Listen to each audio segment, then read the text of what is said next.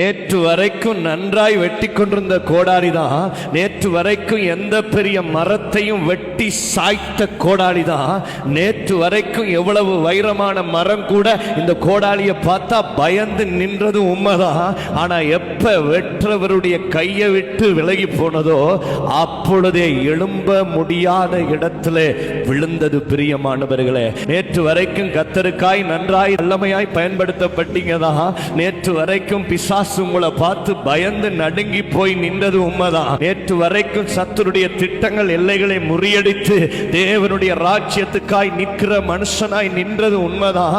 ஆனா எப்ப கத்தருடைய கையை விட்டு விலகி போனீங்களோ அப்பவே எழும்ப முடியாத ஒரு இடத்துல விழுந்து போய் இருக்கிறீங்களா? நான் எப்படி எழும்புவேன்னு சொல்லி ஒரு கேள்விக்குறியோட நீங்க நிக்கலாம். எனக்கு பிரியமானவர்களே, விழுந்த கோடாரி நிலத்துல விழுந்திருந்தா எடுத்திருக்கலாம். அது விழுந்தது தண்ணீர்ல. எழும்புறதுக்கு சான்ஸே இல்ல, மிதக்கிறதுக்கு சான்ஸே இல்ல. அது ஆழத்துக்குள்ளே மூழ்கி போயிருந்தது.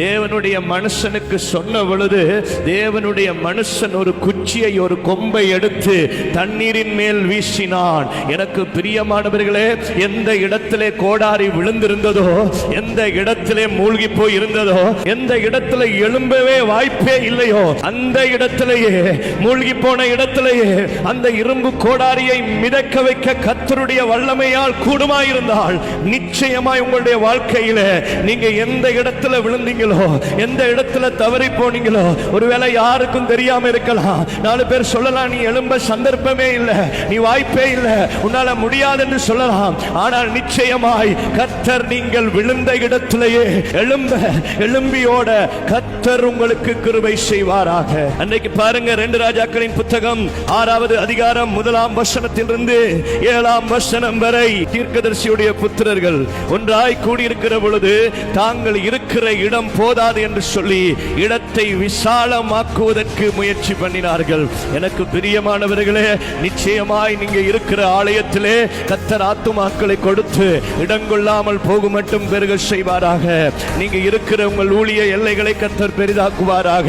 யாபேசை தேவரீர் என்னை ஆசீர்வதித்து என் எல்லையை பெரிதாக்கி என்றது போல கர்த்தர் நிச்சயமாய் உங்கள் எல்லைகளை, உங்கள் பரிசுத்த எல்லைகளை, நிச்சயமாய் தேவனுக்காய் நீங்கள் செய்கிற காரியங்களின் எல்லைகள் எல்லாம் கர்த்தர் விஸ்தாரமாக்குவாராக. தேவனுடைய மனுஷனிடத்தில் வந்து சொன்னார்கள், இந்த இடத்தை பெருசாக்குவதற்கு நாங்கள் ஒவ்வொருவரும் ஒவ்வொரு உத்திரத்தை, ஒவ்வொரு மரக்கட்டையை நாங்கள் வெட்ட வேண்டும், கொண்டு வர வேண்டும் என்று சொன்னார்கள். எனக்கு பிரியமானவர்களே, அங்கே கூடியிருந்த ஒவ்வொரு மனுஷனுக்கும் ஒரு பொறுப்பு இருந்தது. ஒவ்வொருவரும் ஒவ்வொரு மரத்தை கொண்டு வர வேண்டும் என்று. இது தேவனுடைய ராஜ்யம். ஒரு மனுஷன் மேல் விழுந்த கடமை அல்ல, ஒரு பாஸ்டர் மேல் விழுந்த கடமை அல்ல. நம்ம எல்லாருக்கும் தேவன் கடமையும் பொறுப்பையும் கொடுத்திருக்கிறார். அன்றைக்கு ஒரு நெகேமியா எழுந்து கட்டுவோம் வாருங்கள் என்று சொன்ன பொழுது அங்கே இருந்த மனுஷர்கள் அந்த நல்ல வேலைக்காய் தங்கள் கைகளை நெகேமியாவோடு கூட திடப்படுத்தினது போல இன்றைக்கு கர்த்தருடைய ஊழியத்தை செய்கிற ஊழியக்காரர்களோடு சேர்ந்து நம்ம எல்லாரும் தேவனுடைய ராஜ்யத்தை கட்டுகிற ஒரு பொறுப்பு இன்றைக்கு நமக்கு இருக்கு என்பதை மறந்துவிடக் கூடாது. அந்த இடத்தை விஸ்தாரமாக்குவதற்கு ஆளுக்கு ஒவ்வொரு கட்டைகளை வெட்டி கொண்டு வர வேண்டும் என்கிற பொறுப்புணர்ச்சியோடு இருந்தது போல இன்றைக்கு தேவனுடைய ஊழியங்களை, ராஜ்யத்தை விஸ்தாரமாக்குவதற்கு இன்றைக்கு நம் எல்லாருக்கும் ஒரு பொறுப்பு இருக்கு என்பதை நாம் மறந்துவிடக் கூடாது. பிரியமானவர்களே, அவர்கள் இடத்தை விஸ்தாரமாக்குவதற்கு முன்பதாக தேவனுடைய மனுஷனுடைய ஆலோசனையை பெற்றார்கள். இன்னைக்கு எந்த காரியத்தை செய்வதற்கு முன்பதாக கர்த்தரிடத்திலே போய் கர்த்தருடைய ஆலோசனையை பெற மறந்துடக்கூடாது. நான் போகிற காரியம் உமக்கு சித்தமா, நான் செய்ய வேண்டியது உமக்கு சித்தமா என்று சொல்லி கர்த்தருடைய ஆலோசனையை பெற்று தேவனுடைய பாதத்திலே அமர்ந்திருந்து நாம் ஒவ்வொரு காரியங்களாய் செய்கிற பொழுது நிச்சயமாய் கர்த்தர் நம்முடைய எல்லைகளை பெரிதாக்குவாராக. தேவனுடைய மனுஷனிடத்திலே ஆலோசனை கேட்டது மாத்திரமல்ல, அதிலே ஒரு மனுஷன் சொன்னான், நிச்சயமாய் தேவனுடைய மனுஷன் நம்மோடு கூட வர வேண்டும் என்று. அன்றைக்கு இரட்டிப்பான வல்லமை பெற்ற தேவனுடைய மனுஷன் தங்களோடு கூட வர வேண்டும் என்று அவர்கள் ஆசைப்பட்டு கூப்பிட்டது போல இன்றைக்கு தேவனுடைய அபிஷேகம், தேவனுடைய வல்லமை, கர்த்தருடைய பிரசன்னம் நாம் போகிற இடங்கள் எல்லாம் நம்மோடு கூட வரணும். இயேசு சொன்னார், கொடியானது செடியிலே நிலைத்திராவிட்டால் அது தானாய் கனி கொடுக்க மாட்டாது. என்னை அன்றி உங்களாலே ஒன்றும் செய்யக்கூடாது என்று.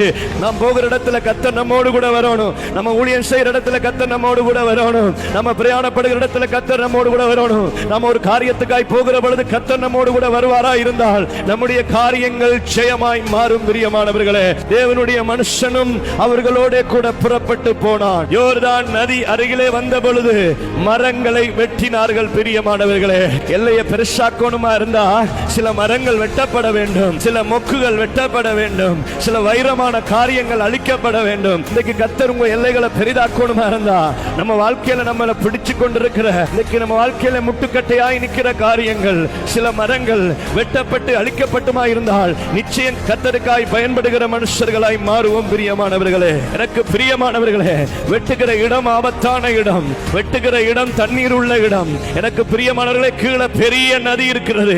ஆனால் இந்த கோடாரி மரத்தை வெட்ட வேண்டும், மரத்தை சாய்க்க வேண்டும், விழுத்த வேண்டும். எப்பொழுதும் வெட்டுறவருடைய கையில இருக்கு மட்டும்தான் நமக்கு பாதுகாப்பு. கொஞ்சம் தவறி போனா எழும்பவே முடியாத இடத்துல விழுந்து போயிடுவோம். பிரியமானவர்களே, கர்த்தருடைய கையில இருக்கு மட்டும்தான் நமக்கு பாதுகாப்பு, கர்த்தருடைய கையில இருக்கு மட்டும்தான் நமக்கு ஆசீர்வாதம். எனக்கு பிரியமானவர்களே, எல்லைகளை பெருசாக்குவதற்கு பல மரங்களை, எந்த பெரிய மரத்தையோ எந்த வைரமான மரத்தையோ இந்த கோடாரி வெட்டி சாய்க்க ஆரம்பித்தது. பிரியமானவர்களே, தீட்டப்பட்ட கோடாலியாய் இருந்தது, கூர்மையான கோடாலியாய் இருந்தது.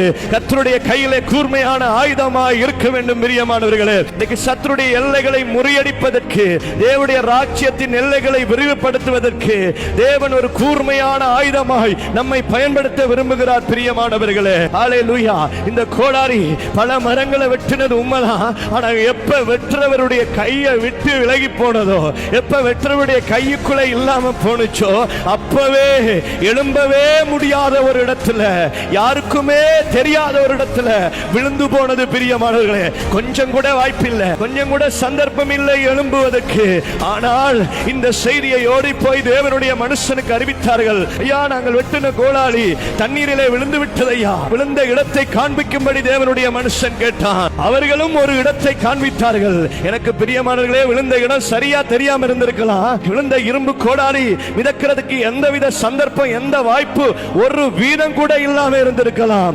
ஆனால் தேவனுடைய மனுஷன் இந்த வார்த்தைகளை கேட்ட பொழுது ஒரு குச்சியை எடுத்தார், ஒரு கொம்பை எடுத்தார், தண்ணீரின் மேலே வீசினான். பிரியமானவர்களே, வீசின பொழுது எந்த இடத்திலே இரும்பு கோடாலி விழுந்ததோ, எந்த இடத்திலே மூழ்கி போனதோ, எந்த இடத்திலே எழும்ப சான்ஸே இல்லாம இருந்ததோ, அந்த இடத்திலே அந்த இரும்பு கோடாலி மிதந்து நின்றது. பிரியமானவர்களே, எனக்கு பிரியமானவர்களே, நல்லா பயன்படுத்தப்பட்ட நீங்க இன்னைக்கு விழுந்து போய் இருக்கலாம், எழும்ப வாய்ப்பே இல்ல, சந்தர்ப்பமே இல்ல, மூழ்கி போய் இருக்கிற, விட்டுவிட முடியாம, எழும்ப முடியாம இன்னைக்கு நின்று கொண்டிருக்கலாம். பிரியமானவர்களே, நிச்சயமாய் கர்த்தர் அவருடைய கிருபை என்கிற கொம்பை, அவருடைய அன்பின் கயிற்றை உங்கள் மேலே வீசுகிறார். நீங்க விழுந்த இடத்துல, மூழ்கின இடத்துல கர்த்தர் உங்களை மிதக்க பண்ணி, எழும்ப பண்ணி, உங்களை கொண்டு மறுபடியும் தேவன் தம்முடைய ராஜ்யத்தை கட்டுவதற்கு கர்த்தர் உங்கள் பேரிலே பிரியமாய் இருக்கிறார். பிரியமானவர்களே, தேவனுடைய மனுஷனிடத்தில் வந்து சொன்னார்கள், இந்த கோடாலி இரவலாய் வாங்கப்பட்டது என்று சொல்லி. ஆம் பிரியமானவர்களே, நாங்க இந்த பூமிக்குரியவர்கள் அல்ல, நாம் இந்த பூமியில இரவலாய்த்தான் இருக்கிறோம். நாம் தேவனுக்குரியவர்கள், நாம் பரலோகத்துக்குரியவர்கள். நமக்கு இருக்கிற அபிஷேகம், நமக்கு இருக்கிற வரங்கள், வல்லமை, ஊழியம் எல்லாமே கர்த்தருடையது. ஒரு நாள் கர்த்தருக்கு நாம் ஒப்புவிக்க வேண்டும், கணக்கு ஒப்புவிக்க வேண்டும் என்றதை மறந்துடக்கூடாது. ஆகவே இன்னைக்கு விழுந்த போன இடத்துல எழும்புறதுக்கு தேவனுடைய பாதத்துல ஒப்பு கொடுங்க, தேவனுடைய பாதத்துல காத்துருங்க. நிச்சயமாய் நீங்க விழுந்த இடத்துல கர்த்தர் உங்களை எழும்ப பண்ணி, நீங்க இழந்த கிருபைகள், அபிஷேகங்கள், வரங்கள், ஊழியங்கள், வல்லமைகளை கர்த்தர் இரட்டிப்பாய் கொடுத்து மறுபடியும் உங்களை கூர்மையாக்கி சத்துருடைய எல்லைகளை முறியடித்து தேவனுடைய ராஜ்யத்தை கட்டுவதற்கு தேவன் உங்களை வல்லமையாய் பயன்படுத்துவார். பிரியமானவர்களே,